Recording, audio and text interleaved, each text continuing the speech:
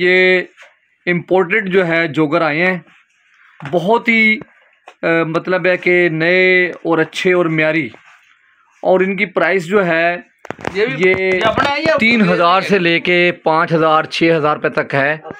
और आप इनको देखें, आप इनका म्यार चेक करें।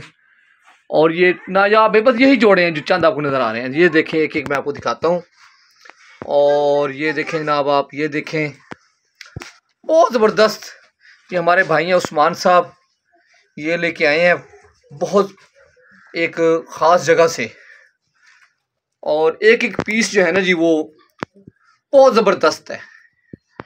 क्वालिटी इनकी साफ़ सुथरे, बिल्कुल नए पीस हैं, यूज्ड में थोड़े से। और ये देखें जनाब, बहुत ज़बरदस्त क्वालिटी है इनकी। 3,000 से 5,000 तक इस वक्त ये माल इनके घर में रखा है। ये बिहारी कलोनी में रहते हैं और मैं इनका नंबर भी आपको शेयर करता हूँ, तो आप इंशाल्लाह इससे इस्तेफ़ादा करें। देखिए, अभी ये ग्राहक जो है ये पहन के देख रहा है, इन शूज़ को ख़रीदने के लिए आए हुए हैं। गोदा की बड़ी मारूफ शख्सियत है, ये चेहरा नहीं दिखा रहा, फिर ज़रा लोग बात कर देते हैं तो। लेकिन ये बहुत म्यारी चीज़ है, बहुत ज़बरदस्त कमाल की क्वालिटी है। ये तो